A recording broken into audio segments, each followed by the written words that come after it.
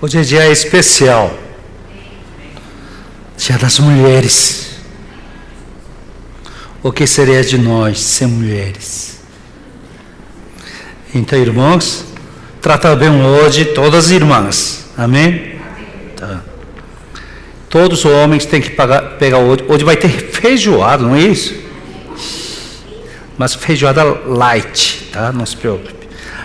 Eu vi que já Germã, Gabi, Raul, Rosemary capricharam demais, tá? Desde ontem. Então hoje, quando homens pegam um prato, tem que entregar para sua esposa ou alguma irmã. Depois você pode pegar. Eu vou ver, tá? Irmãos, uma alegria de a gente estudar um livro que se chama Êxodos. Eu estava preparando esse livro, então hoje começa a exposição deste livro de Êxodo, tá? E agora a gente vai estar sobre esse livro, Êxodo, tá bom?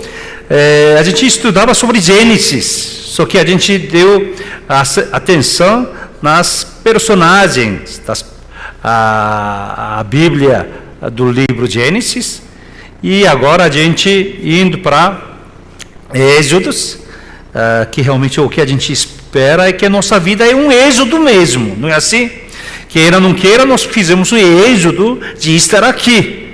Se a gente fala coisa mais recente, seria que você foi êxodo da sua casa residencial e estar aqui. Tudo bem? Fizeram um peregrino, saindo da sua casa até aqui, chegaram em terra prometida. Quando a gente sai daqui, outro êxodo da igreja para o mundo. E nossa vida é um êxodo. Então eu entendo que esse livro vai nos desafiar e ajudar muito sobre nossa vida cotidiana. Nós conhecemos muito bem Gênesis, que finaliza com uma pessoa de Deus, se chama José.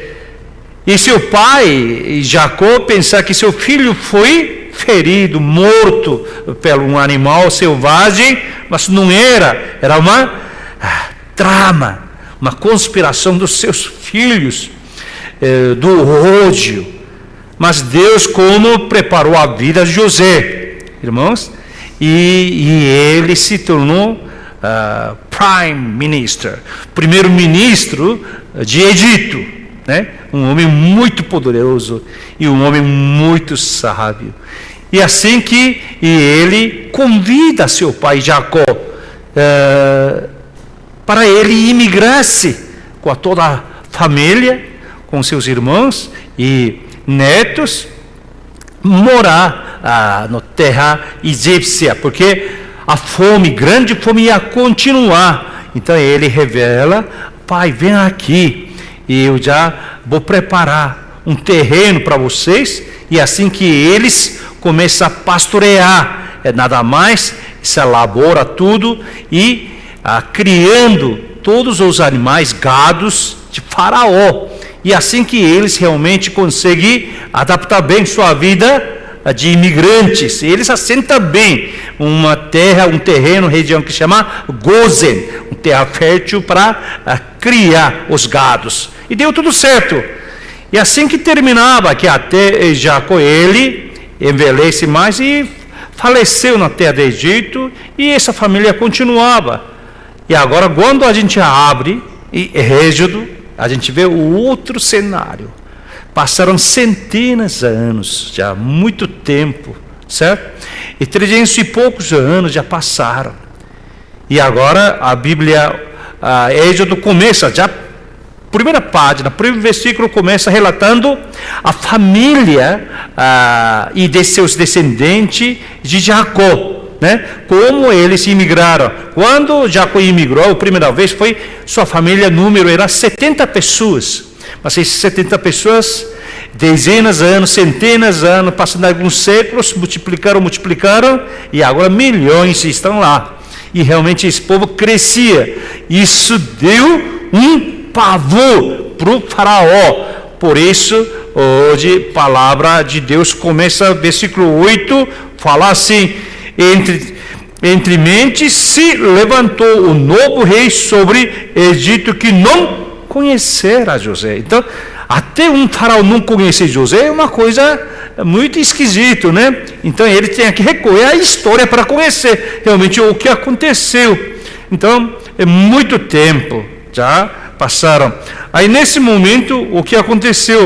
Vê que o povo Israel se sofria como um bando de escravos. Então, eles tinham muitos números, mas Faraó gostava deles porque é mão de obra de graça. Só que esse povo se multiplicava violentamente, muito. Então ele tinha medo, né? Versículo 9, ele disse ao seu povo: eis que o povo dos filhos de Israel é mais numeroso e mais forte do que nós. E seu número de população estava ultrapassando até o número dos egípcios. Então isso é preocupante para Faraó. Então ele disse: isso não é bom. E já imaginou se quando a gente tem uma guerra, uma batalha contra o inimigo, se eles realmente se unem com o nosso inimigo, então pode atacar nós, e depois todo mundo vai embora e a gente vai perder toda essa mão de obra. Então ele faz uma estratégia diabólica mesmo. Vamos a gente adquirir, vamos dar um carga, trabalho mais pesado para esse povo. E o povo já sofria, não era mais vida de imigrantes, mas era vida de estrangeiros, vida de peregrino. Irmãos, igual o Brasil, e lembra bem, o Brasil é uma terra dos imigrantes, não é assim? Aqui dono dessa terra mesmo é índios, não é assim? Que é assim que começou a bandeirantes, né, explorando essa terra e entrando lado de Atlântico com o Império Portugal e outra parte descendo do América Central e outro lado de espanhol, e assim que tomando esse continente do América do Sul. Faz conta que descendente português passou 300, 400 anos, toda a sua realeza, e depois se encontra escravos. Então, que tipo de colonização, que tipo de imigrantes estava vivendo? Depois vieram italianos, espanhóis, não é assim? Até irmãos japoneses vieram final de século XIX.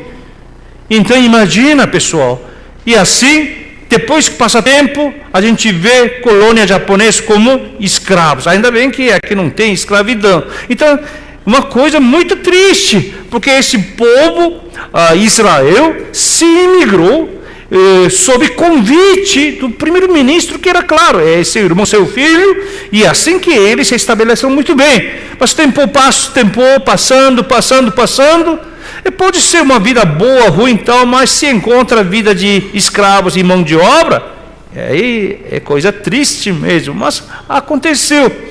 Mas pior ainda agora, porque por causa esse povo era muito populoso, então eles decidiu, vamos a gente dar mais trabalho a esses caras. Aí ele inventa construir as cidade de Faraó.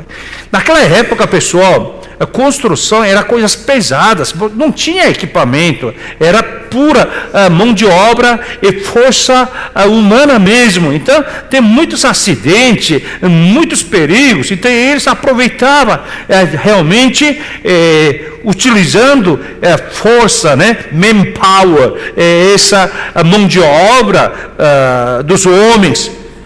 E mesmo assim eles cresciam. Olha, versículo 11 e 12, vamos continuar 11 e 12.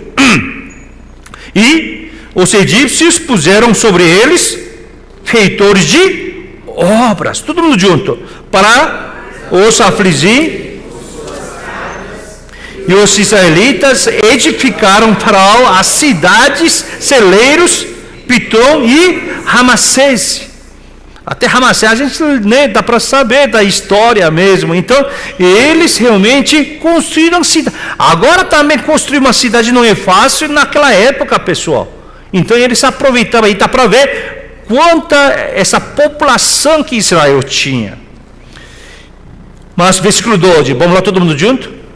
Mas quanto mais os afligiam, tanto mais se multiplicava, tanto mais se espalhava, de maneira que por causa dos filhos de Israel.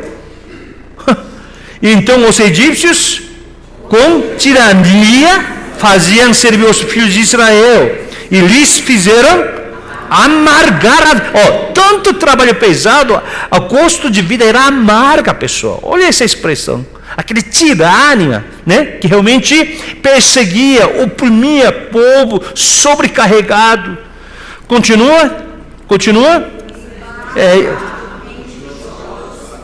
Todos os trabalhos no campo, com todos os serviços em que na tirania os fizeram assim. E mais trabalho. Aí está crescendo, dá mais trabalho para acabar com a raça Israel. Era assim, irmãos, o sofrimento era terrível. Nossa vida tem sofrimento, aflição. Esse sofrimento, nem sabe realmente quando começou tudo isso. Mas uma coisa que a gente sabe muito bem, Jacó, ele imigrou para viver nova vida, não é assim? Uma vida melhor da sua terra, que estava passando grande fome. Nossos antepassados vieram para o Brasil para viver bem. Deixaram até sua natal, Itália, Espanha, não é assim? Lituânia, até, né, pessoas de alemães, Japão, pessoas deixaram essas terras. Não é assim? Alguns foram para o norte, misturaram com alguns índios, se tornaram caboclos, não é assim? Até vieram alguns irmãos como escravos, né? Que é aquele pesados de África, região sul, não é assim? Que se mostrava, se tornava mulatos. E aí que a gente vivia essa terra. Mas tudo, mesmo que realmente nossos ancestrais vieram como imigrantes, ou vieram como escravos, agora assentaram aqui na terra. Mas não sabe desde quando aconteceu. Eles trabalhavam como escravos lá.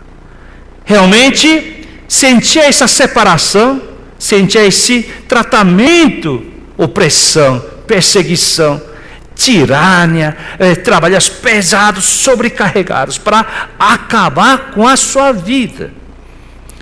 Mesmo assim, coisa esquisita, o povo se multiplicava. Quanto mais era maior carga e opressão, e o povo crescia. Interessante. Irmãos, isso que acontece com o povo de Deus. O povo de Deus tem sofrimento, dificuldade, mas você tem que lembrar, todo sofrimento que cristão somos nós, a gente quando passa sofrimento, tem que ter razão deste sofrimento. Não é em vão, não é por acaso que você está sofrendo. E se você tem fé, se você realmente crê em Senhor, deve ter motivo, deve ter razão. Irmãos, quando nessa circunstância que o povo se encontra, Israel, nesse caso, imagina, eles sabem que eles são um povo escolhido, não é assim? Que realmente Deus levou, realmente eles pensavam assim, uma vida mais regalada, a vida mais segura, abençoada, prosperidade, mas não se tornou cada vez difícil, cada vez mais cargo pesado, mais acidente, mais dificuldade, mais trabalho. Aí que eles pensam assim, mas cadê? Cadê a bênção de Deus? Cadê a graça de Deus? Cadê a prosperidade? Cadê a aliança, a promessa de Deus? Essas coisas acontecem na nossa vida também. Nós confiamos no Senhor, nós acreditamos. Nós temos essa, mesmo que sendo pequena fé, nós temos essa fé. Realmente quem que nos socorre será Deus. Quem que nos ajuda era Deus. Quem que realmente derrama a sua graça é Deus. Mas nessa circunstância, quando a aflição, quando o problema, quando esse sofrimento fica cada vez mais agravante, cada vez mais sofredora mesmo, então a pessoa começa a confundir. Não é que a pessoa que perde a fé mais começa a duvidar, mas silenciosamente lá no fundo do seu coração, o que está acontecendo comigo? Será que eu realmente posso sair desse problema? Eu posso ser livre deste sofrimento? Até que ponto? Porque realmente isso não separa, não aparta de mim, cada vez ainda mais agravante. Aí a gente perde a esperança. Nós conhecemos Deus de promessa, mas essa promessa parece que não funciona com a minha vida. Parece que isso só funciona com outras vidas, outras pessoas. Eu preciso essa graça, eu preciso essa extra dádiva de Deus para que minha vida seja resolvida. Mas nessa situação, a gente está apagando como uma vela acendida diante de uma grande tempestade. Vai ser apagado a qualquer instante. E você tampa, você faz tudo para não apagar aquela vela acesa, mas você sabe, isso não vai durar. E você vê que essa vela quase derretida também. E agora como que fica? Realmente a gente perdendo essa esperança. Sofrimento. Irmãos, sofrimento. Irmãos, eu confesso a vocês, eu não sou digno de falar sobre sofrimentos. Quando eu falava sofrimento, eu pensava que eu sofri na minha vida, porque eu perdi pai cedo, 9 anos de idade. Na minha adolescência, estudante como colegial, nem terminou o colégio. Mas minha mãe decidiu viver uma vida de imigrantes. E ela trouxe a gente para cá. Eu estava preparando o vestibular para ir à faculdade. Quando eu cheguei aqui, realmente era difícil. Eu nunca costurei na minha vida, mas tinha que costurar. Eu falava para minha mãe, mãe, eu preciso ir à escola, mas eu percebi que ninguém pode resolver meu estudo, minha vida acadêmica, já encerrou. Mas eu ia ir para mesmo, mas depois percebi que eu era ilegal, não tinha identidade. Eu fazia vestibular, sem identidade. Na minha época, pessoal, não precisava ter identidade. Tá para saber? Agora não, por causa de mim, pessoal. Levava qualquer identidade, a pessoa nem olhava, aí japonês tudo igual, era assim, pessoal. Você não sabe, não? Ixi, estou falando, revelando. Naquela época, japonês pode fazer uma prova de outra pessoa, nem sabe. Agora não, agora fica preso. Era assim naquela época, pessoal. Eu comecei a fazer vestibular e nem tinha prova escrita, redação. Aí quando eu ia fazer vestibular, inventou redação. Não tinha antes. Por causa de mim, mudou muito o vestibular. Fazendo vestibular, chamou a polícia, porque a pessoa me viu que não tinha nenhum documento, fazer vestibular. Aí, meio da prova eu saí, quer dizer, eu fugi, escapei. Irmãos, mas eu penso, o que seria de minha vida? E passando assim, sofrimento, só assim, comecei esse ministério, ano 2001, 19 anos atrás, a gente estava trabalhando, não tinha ninguém, irmãos, pouca gente, 7 ou 8 pessoas. Onde que a gente vai encontrar? Aonde? Agora eu estou comendo aquele arroz, a gente chama, arroz yakimishi, arroz birubiru. Eu gosto, conhece arroz birubiru? Tá, depois a gente come, tá? E tem isso, tá? Quem mora em São Paulo, todo mundo sabe, birubiru gostava, por isso que colocou. Tem um jogador que chama birubiru, ele gostava desse arroz, por isso que colocou, tá? Eu não tenho tempo para explicar tudo isso. Então, naquela época, a gente comia assim, porque, irmãos, uma dúzia de membros, era todo mundo, bem pessoas humildes, então, a gente estava com fome, então a gente comprava um arroz, tudo, o que a gente tinha, colocava, sempre mistura, sempre era birubiru, mistura. Estava enjoado. Também, agora, mas eu como agora, tá? Eu voltei, mas tinha certo tempo que nem queria cheirar. E também a gente era louco, comia, como que chama aquele chicken, magic chicken? Nada de mágico, nada, tá? Mas aí chamava magic chicken, A gente ia lá, quando a gente come magic chicken era coisa chique. Mas agora a gente, porque aquele frango é muito gostoso, porque aquele frango frita com pão de porco, Não é isso, não? Eu não sei, é uma coisa assim, mas gostoso, tá? Coisa que não é bom para a saúde, é gostoso, tá? Aí a gente comia, era coisa chique. Mas a gente vivia assim. Mas o que estou falando, irmãos? Sofrimento que eu passei, será que era sofrimento mesmo? Sofrimento que o irmão está passando, será que isso é sofrimento mesmo? Dificuldade, aflição que o irmão se está enfrentando, será que isso é realmente aflição e dificuldade mesmo? Eu comecei a perceber, eu não sou digno de falar sobre sofrimento, aflições, dificuldade na minha vida. Porque tem pessoas que têm muita dificuldade mesmo. Muito complicado.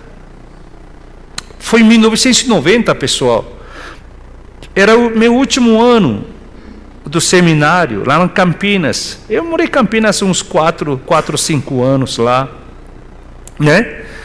E eu morei até 1990, o último ano do seminário. E seminário é assim, seminário presbiteriano do Brasil, né? Seminário do Sul. Quem estuda tem que morar lá naquela época. Era diferente, todo mundo tem que morar lá. Porque estudo era pesado. 7 horas da manhã começa com culto, termina às 5, 5:30 da tarde, assim. Mas eu inventei, né? Porque para melhorar minha linguagem, né? Porque português, e como eu sou pastor, tem que conhecer literatura. Então eu fiz letras PUC lá, fez inglês, português, para melhorar, né? Isso me ajudou, certamente.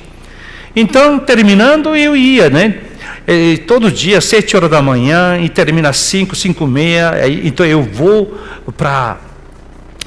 a gente tinha um boutique, uma loja, né? Que é para sobreviver. Então, fechava a loja, voltava, e a escola começava às 7 horas da noite, e terminava 11, 11:30 da noite. Eu vivi assim uma vida, né? É uma loucura. E final de semana, e viajava de lá e até São Paulo de ônibus, e a gente servia a igreja, né? Assim, sábado, domingo. Eu não sei por que não dormi na igreja. Terminando sábado, por exemplo, terminava 11 horas, e sempre pegava ônibus de último ônibus, meia-noite. Pegava meia-noite e chegava, e de manhã chegou, já 5 horas da manhã, domingo, já saí de novo. Pegar o primeiro ônibus para chegar aqui em São Paulo. Vivi assim, uma vida loucura, né? Eu pensava que eu era a única pessoa que estava sofrendo na vida assim, né?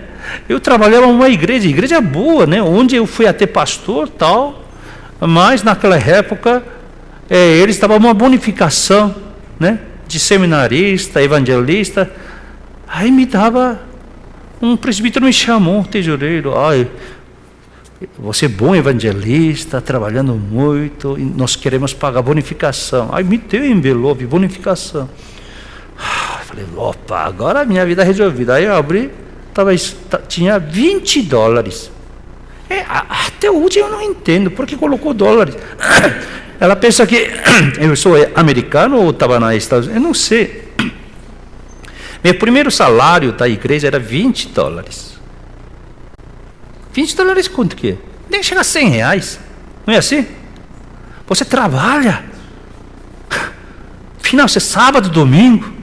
De vez em quando você viaja. Passagem que eu comprava, gastava muito mais do que isso. Eu falei, está pagando minha bonificação só para me humilhar? Mas tudo bem, eu era feliz, né? É isso mesmo. Trabalhava assim. E aí, eu estava estudando à noite, PUC. Minha classe tinha mais 100 alunos, uns 150 alunos numa classe. À noite, só tinha mulheres, meninas. Rapazes, nem chegava a 10%. No número da gente, uns 10 pessoas, 10 homens, resto tudo mulher. E a gente estudava, por isso o homem era muito íntimo, porque a gente era um grupo pequeno. Então conhecia muito bem, também estudando anos, então tinha muita amizade. Aí tinha um amigo lá, claro que ele é mais jovem que eu, naquela época eu já tinha uns 30 anos, ele acho que 22, 23, assim. É um rapaz bom, rapaz até aparente, bonito, né? Charmoso, inteligente, mas ele é muito homem assim, decente, educado, que não falava muito não. Todo mundo a gente gostava de trabalhar com ele junto, né? De relatório, trabalho junto. Era bom aluno. Dá para ver que o cara era muito esforçado. Mas de repente ele faltou a aula durante 2 semanas. Nunca aconteceu todo esse estudo. O que está acontecendo? Aí ele apareceu depois faltou 2 semanas seguidas, depois apareceu. Só que quando ele chegou, quando a gente olhou, a gente não podia conversar com ele, porque ele era outro homem. Quando ele veio, ele era cabelo cheio, igual assim, pastor Dario, assim, cheio. Mas ele tinha cada buraco. Não tinha cabelo. Ele tinha bombardeado a cabeça. Ele não tinha cabelo assim. Cheio de buracos. Eu falei, o que aconteceu? Falei, será que ele pegou uma doença? A gente ficou assim. Depois soube que ele era um estresse muito forte que saía cabelo. Ele perdia cabelo. Assim, não é? Se puxa, sair um montão. Ainda todo mundo assustado, né? Aí a gente estava observando, ele veio, aí estudando, a última aula ele me chamou. Eu preciso conversar contigo, eu preciso conversar. Ele sabe que eu era seminarista, né? Acho que você pode me ajudar. Eu falei, tá bom. Aí a gente matou a última aula por causa dele, mas eu não queria matar a aula, mas precisava conversar, ficou muito comprido. Nada mais ele estava falando sobre sua vida. Sua vida era mais ou menos assim, bem resumindo. Ele tem 22, 23 anos, assim, mas antes de entrar na faculdade, quando ele era o último ano, 3º ano de colegial, seu pai faleceu pelo acidente de carro, morreu. E ele é primogênito, tem 4 irmãos pequenos.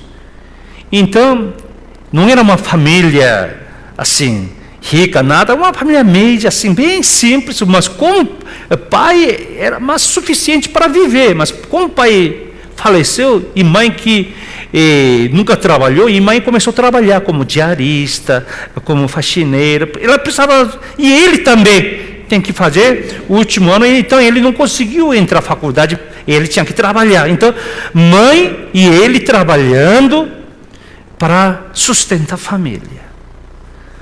E assim ele não foi para a faculdade, trabalhando assim, ele vê que precisava estudar para pegar melhor emprego.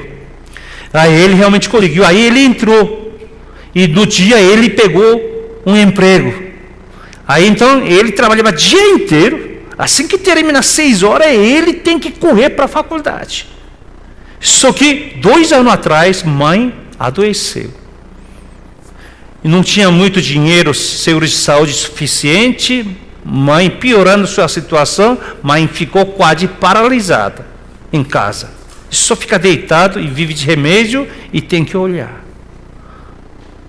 Então ele que tem que dar banho para a mãe, tem que fazer tudo. E ele tem que educar 4 irmãos. E ele vive assim. Não, eu falei, não. Ele sustenta a família, ainda cuida a mãe em enfermidade, 4 irmãos, e ainda ele para melhorar a sua vida, e estudando à noite. E só que ele fala assim, mas sabe uma coisa? Neste ano, quando comecei a estudar, eu senti que eu tinha muita fraqueza. Ele era magro mesmo. Ele era tão branco, mas não era branco, era pálido. Depois que eu percebi. Ele disse que o último mês ele tinha medo. Que medo que você tem? Eu tenho certeza que quando eu vindo para a escola, acho que eu vou morrer na rua. Andando. Acho que eu vou cair, eu vou morrer. Porque eu senti que eu não tinha mais força. Mas eu tenho que trabalhar. Mas eu tenho que estudar. Ele contando isso. Aí 2 semanas atrás, eu estava de repente tomando banho, eu vi que eu assustei, tinha cheio de cabelo na minha mão. Aí eu comecei a puxar, começou a sair cabelos. Esse último 2 semanas, eu não podia vir para estudar, porque eu pensei que eu ia morrer.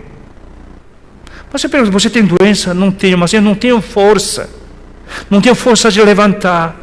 força, mas eu tenho que trabalhar, senão minha mãe, meus irmãos, 4 irmãos vão morrer. Mas eu vou morrer primeiro. Eu estava ouvindo aquilo.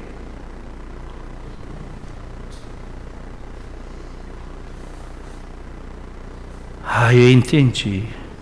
Meu sofrimento era muito chique, muito luxo. A gente chorou. Eu não podia falar nenhuma palavra.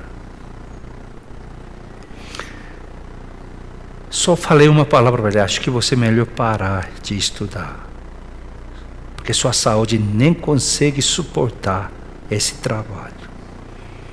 Mas você tem que trabalhar. Como que vai ficar sua mãe e seus irmãos?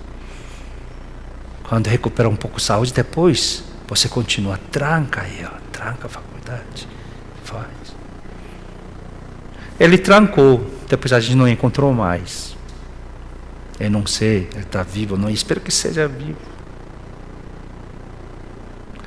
Às vezes o sofrimento que a gente fala, pessoal, nem é sofrimento.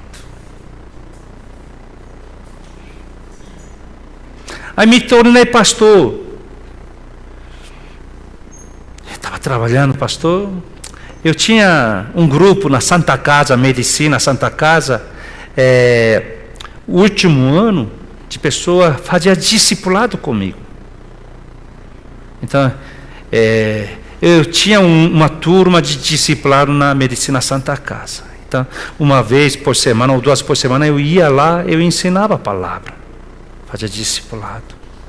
Eu ensinei eles, mas eu tinha que ir para a África para meu estudo, que eu ganhei bolsa da igreja, então eu tinha que viajar para a África do Sul.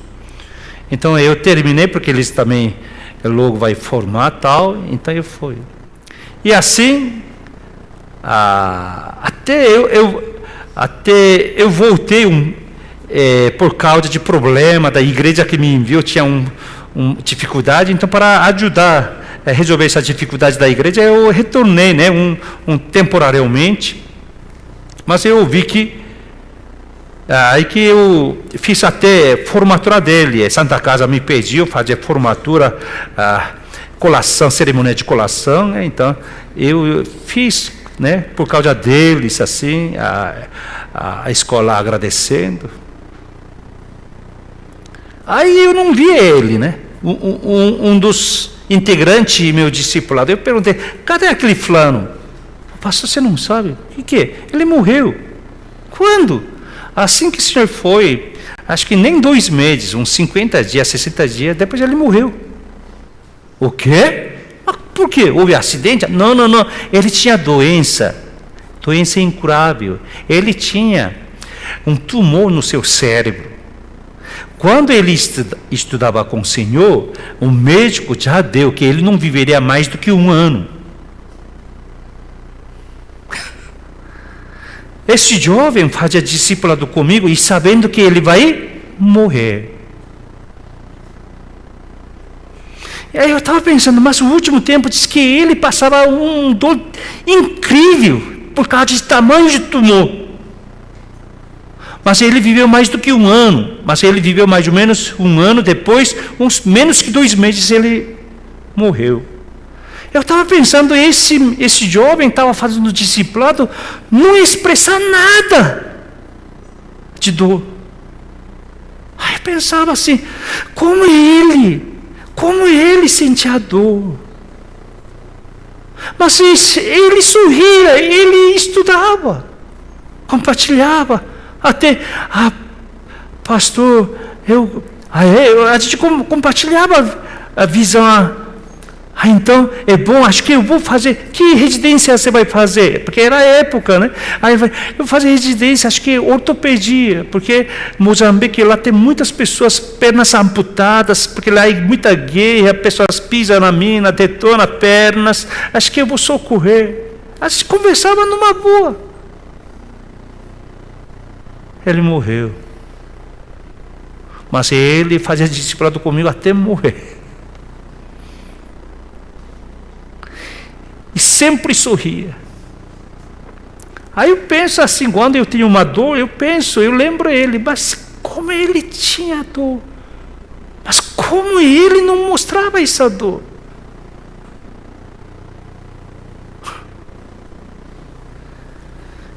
Falando sobre sofrimento, irmãos, eu não sei que sofrimento que você está passando. Eu já disse, eu não tenho capaz, eu não sou digno de falar meu sofrimento. Aí que eu entendi, meu sofrimento não era sofrimento. Eu sofria com coisas que não era sofrimento. Irmãos, você está sofrendo? Eu não sei, pode ser realmente sofrimento mesmo, a dor mesmo. Mas eu sempre penso, aquele jovem morrendo de dor, mas compartilhava a palavra comigo. Igual vocês fazem discipulado, com aquela dor ele memorizava versículos, fazia leitura, fazia todas as tarefas. Irmãos, seu sofrimento deve ter motivo. Você tem que saber qual é a razão do seu sofrimento. O povo de Deus, Israel, está sofrendo. Porque dá para saber, a gente vai estudar Êxodo, porque ele estava sofrendo, porque ele estava afastado de Deus. Somente com essa dor, sofrimento que eles começaram a buscar a Deus. Como disse C.S. Lewis, ele disse no seu livro Problema do Sofrimento, ele fala claramente: o homem é terrível. O homem não ouve de ninguém, não ouve de Deus, até que encontra um sofrimento mortal. Vê que está acabado a sua vida. Vê que esse problema vai te engolir. Aí que essa pessoa começa a tirar tampão dos seus ouvidos.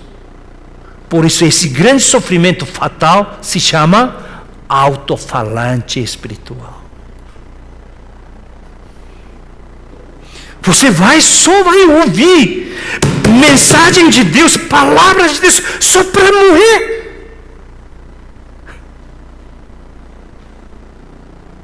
Você vai fazer isso, morrendo no leito, morrendo, pastor, eu estou pedindo perdão, Deus me perdoe. Assim?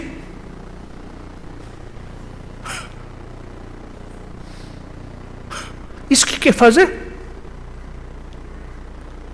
Pastor, me perdoe, eu não cultuava a Deus última hora, agora eu quero ir, mas não posso. Morre assim? Não faça isso não, mas C.S. Lewis já falou isso, é só assim que a pessoa faz.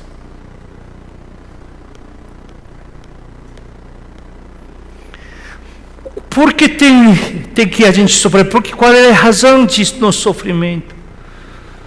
A gente não sabe, mas uma coisa, a gente tem um fator comum, tem um fator particular, fator geral, universal. Qual é o fator universal? Só aquele que realmente, verdadeiramente sofrido, ou sofreu, essa pessoa sabe o que é consolação. Hebreus 2:18. Como diz Cristo, e Ele mesmo, sendo Deus, sofria aqui na terra. Todo mundo junto? Pois, naquele que Ele mesmo, tendo sido tentado. Se você realmente sofreu na sua vida, você sabe como consolar as pessoas.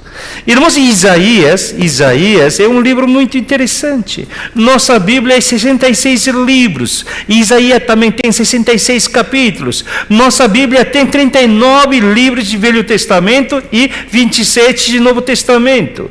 E justamente Isaías é dividido assim: primeiro capítulo até 39º capítulo. 39 capítulos fala sobre promessa do Antigo. A 40 adiante, 27 capítulos restantes fala sobre Messias, promessas que vai acontecer. Interessante. Mas quando termina 39 capítulos, como se fosse terminando o Velho Testamento, quando inicia 40 capítulo, que é o primeiro livro do Novo Testamento, fosse assim, ele começa como? Isaías 40, primeiro versículo. Consolai, consolai meu povo, disse. Se você realmente sofreu, então você sabe consolar. Ainda você, em vez de consolar, você murmura, critica alguém, seu sofrimento não era sofrimento. Irmão, sofrimento pesado, sofrimento de dificuldade, sempre muda a nossa vida. Você está sofrendo aí uma coisa, você está realmente castigado com sofrimento, você vai mudar para pior, para melhor. Você vai acabar, sua vida cristã cada vez vai piorar. Por causa de dificuldade, você cada vez piora, cada vez você afasta, cada vez você faz coisa errada, você melhora mesmo por causa de sofrimento. Você não tem como não mudar a sua vida. Você vai mudar para morrer ou para viver. Sua vida, esse sofrimento traz a morte para a sua vida ou nova vida. A gente tem que ver. Aqui disse, pessoal, que enquanto eles sofriam, eles cresciam mais. Voltando de novo no nosso texto, primeiro capítulo, versículo 12, 12 que fala, não é isso? 12. Vamos lá, todo mundo junto? 12, já. Mas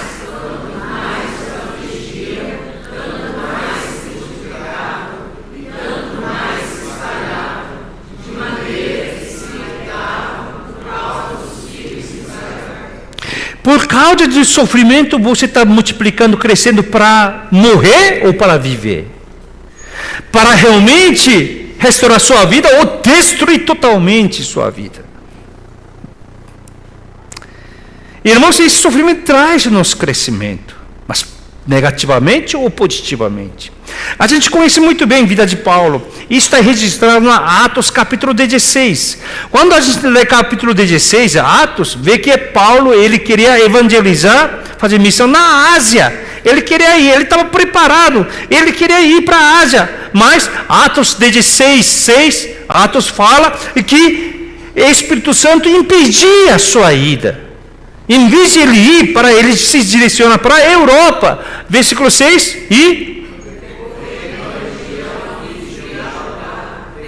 impedidos pelo Espírito Santo de pregar a palavra na Ásia. Ele obedece, porque ele tinha vontade, ele estava tudo preparado para viajar para lá. Mas quando ele sentiu esse impedimento de Deus e Espírito Santo, ele obedece. Aí ele vai para a Europa, porque ele vê outro sonho da visão, que um jovem de Macedônia e pedindo, vem aqui, ajuda a gente. Aí que ele vai, essa Macedônia se encontra, a primeira cidade se chama Filipos, igreja Filipos, que é a primeira igreja da Europa, primeira igreja, que começa na casa de uma irmã chamada Lídia. Por causa de uma irmã, inicia a igreja toda a Europa. Tudo bem, quando Paulo e Silas foram a essa cidade, tinha um vidente, um jovem, adivinhadora. E ela era uma serva, ela era boa adivinhadora, ganhava muito dinheiro. Mas ela que adivinha, ela que trabalha, porque ela tinha espírito adivinhador, espírito maligno, que fazia feitiçaria. Mas quem que ganhava? Seus patrões. Patrão que ganhava, ela trabalha, patrão ganha. Só que ela, quando viu Paulo, chamava-se homem de Deus, homem de grande poderoso, me salva, me ajude. Então, realmente ele estava incomodado. Paulo cura ela, cura de vez. Aí sai espírito imundo, sai mesmo. Aí saiu até seu talento de adivinhar. Ela não pôde fazer mais evidente. Então terminou seu clientela. Agora quem leva prejuízo? Patrões ficaram bravos. Pegaram Paulo e Silas e eles deram pauladas. Eles castigavam naquela época 40 açoites. 40 açoites, a pessoa morre. Então geralmente eles batiam 39. Porque se bate 40, ele morre. Então, até 30. Então, quase está morto. Ele apanha assim várias vezes. E Paulo e Silas foram colocados numa cadeia.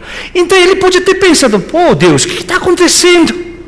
Eu queria evangelizar a Ásia. Aí o Senhor me impediu. Eu obedeci. Por isso que eu vim para cá. Mas o que está acontecendo aqui? Até eu estou curando a pessoa, mas agora eu estou apanhando e na prisão. Não fica revoltado? Eu não servi muito a igreja não, mas eu servi meu jeito. Eu também fiz meu máximo. Mas porque só acontece coisas erradas na minha vida, na minha família? Porque acontece... Porque esse problema, doença, enfermidade, e atacando minha vida, minha família, pode reclamar ou não? E Paulo, ainda mais. Mas não. O que eles faziam numa prisão? Atos 16, 25. Vamos lá? Tudo junto? Por volta da meia-noite, Paulo e Silas oravam e cantavam louvores a Deus. Os demais companheiros escutavam. Lá dentro da prisão eles adoravam a Deus. Adoravam a Deus. Em vez de reclamar, em vez de ver sua situação, eles louvavam a Deus. Senhor, muito obrigado.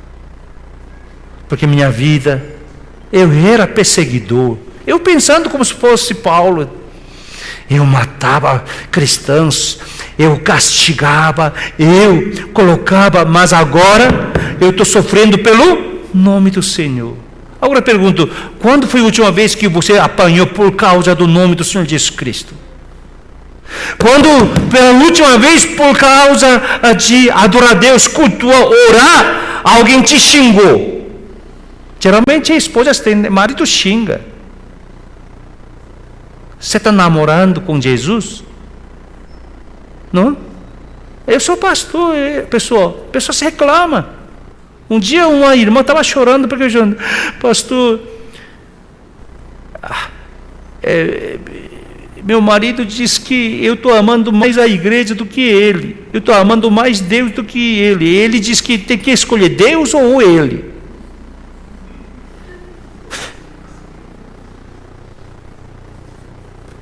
Esse é marido. Pessoal, hoje é dia das mulheres, tá?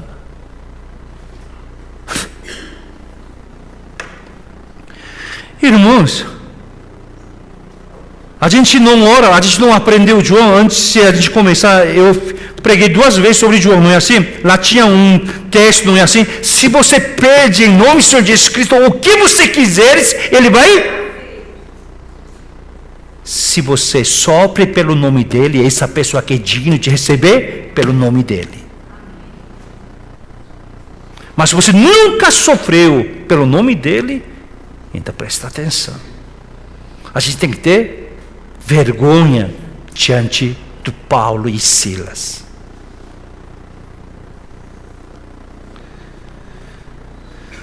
Tudo bem, mas essa perseguição de Faraó não termina. Então o que Faraó fez? Ele chamou parteiras hebreias.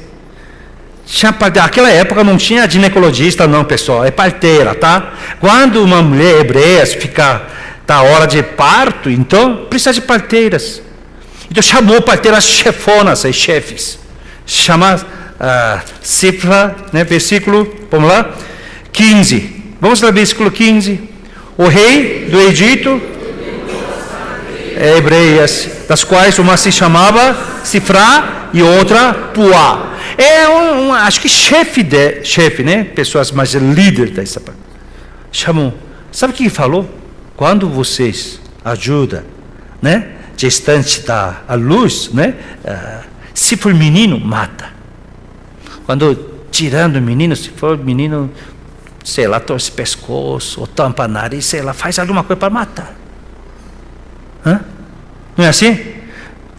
Matar. Ou cordão umbilical, não amarra, deixa a cara morrer. Se for menina, deixa eu viver. Fez assim. Ordenou assim. Versículo 16, vamos lá. Dizendo: quando servirdes de parteira às hebreias, examinar se for filho, matar. Versículo 17, o que elas fizeram? As parteiras, porém, temeram a Deus, não fizeram como lhes ordenara rei do Egito, antes deixaram viver os... Ela tinha temor a Deus, temente a Deus. Irmãos, no sofrimento, quando você trabalha com alguém, no sofrimento onde você está, você tem que ver no seu redor, essas pessoas são tementes a Deus ou não? Se pessoas que não têm temor a Deus, toma cuidado. Temor a Deus. Jovens, namora, rapaz ou moça que temente a Deus. Irmãs, ora pela vida dos seus maridos, ter temor a Deus. Homens, ora pela vida da sua esposa, para que seja temente a Deus. E seu redor, você tem que encontrar amigos, parceiros, ou sócio que temem a Deus. Se pessoa que não temem a Deus, não faz negócio não, pessoal. Eu não estou falando de pessoa que está indo à igreja ou não, pessoa temente a Deus. Cara que não tem nem temor a Deus. Você não sabe o que esse homem vai fazer. O que esse homem vai inventar. Tem que ser temor a Deus. E ensina seus filhos e ensina seus netos temor a Deus. Não precisa ser temor aos homens, pessoal, mas temente a Deus. E elas fizeram isso.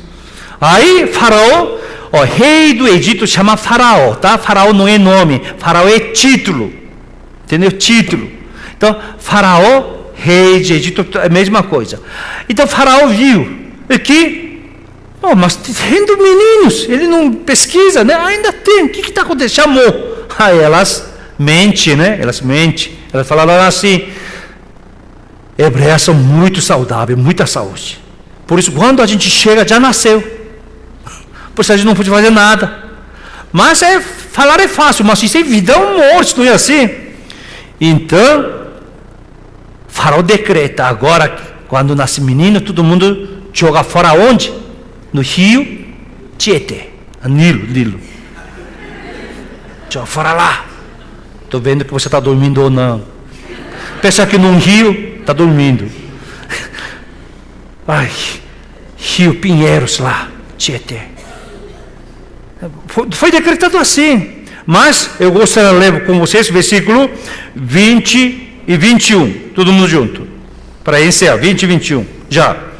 E Deus, as parteiras, e o povo aumentou e se tornou muito forte. E porque as parteiras... Amém. Se você tem temor a Deus, Deus honra a sua vida. Seja temente a Deus. A pessoa que não tem temor a Deus, essa pessoa rouba o lugar de Deus. Aí que pessoa que quer condenar, pessoa que quer julgar, criticar, faz tudo. Tem coisa que somente cabe a Deus. Quem julga, quem realmente condena a vida é Deus. Não é a gente, não. Tenha temor a Deus. Olha para mim, pessoal, terminando a palavra de Deus aqui. Tinha um grande escritor, né? Ele chama Stevenson, né? E ele, quando escreve um livro, né, um romance ou um livro, ele sempre viaja para adquirir as ideias. Justamente ele pegou um cruzeiro, um navio, que estava indo região sul do Oceano Pacífico. Só que seu cruzeiro, seu navio, encontrou uma tempestade brava. E todo mundo pensando, mas tem, né? Alto mar tem tempestade, então acho que vai passar. Que nada. Passava horas, passou um dia, 2 dias, piorava. Então todo mundo estava abalado. E começou tripulante, né? Pessoas começou a conversar. Será que nosso navio vai aguentar? E quando que vai parar essa tempestade? E quando acha que não é melhor a gente mudar de rota? Né? A gente tem que navegar para porto mais próximo. Todo aquilo. Quando o pessoal começa a fofocar, não é assim? Todo mundo está com medo, só observando. Aí alguém puxa o assunto, aí uma loucura. E todo mundo estava tremendo, porque a tempestade era muito violenta. Aí o pessoal pediu para esse Stevenson: Senhor, estou vendo que o senhor é muito culto assim, o senhor vai, representando a gente, vai para o comandante do navio, né? Fala com o capitão. E a gente não deveria mudar a rota? Ou esse navio, será que aguenta? Quando realmente vai parar essa tempestade? A gente está morrendo aqui de medo. Ele, tá bom, eu vou. Ele foi. O comandante, nessa ocasião, ele estava com leme. Então foi até lá. Foi lá, ele está, comandante, você porque você conversa com o comandante, pô, entra aí. Ele estava indo, quando ele chegou a comandante, aí o comandante olhou ele olhou o comandante, ele parou.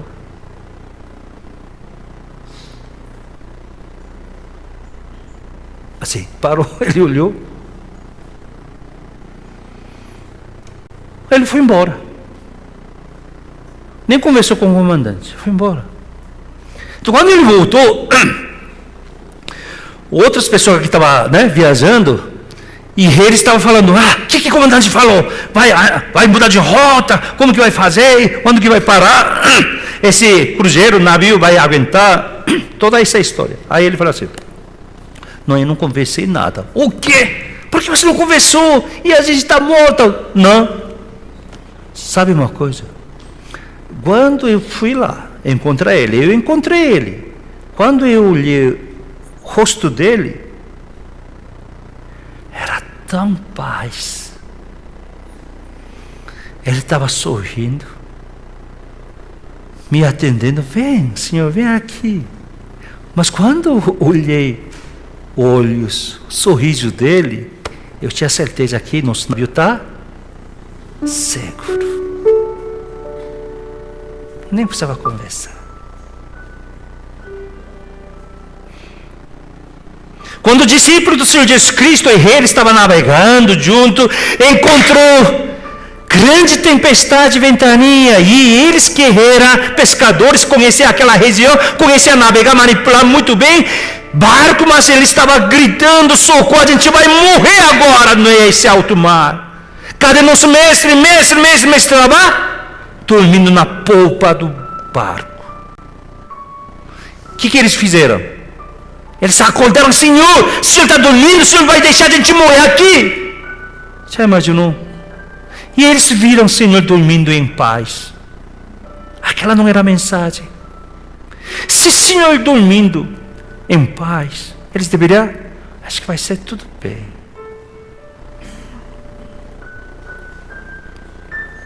Sua família tem problema, sua família tem problema, você tem problema, seu trabalho tem problema. Se alguém olha seu rosto, acho que tudo vai dar certo.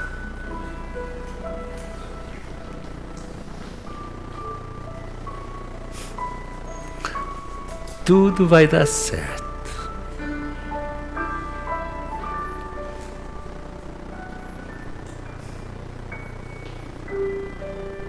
Deus te ajude.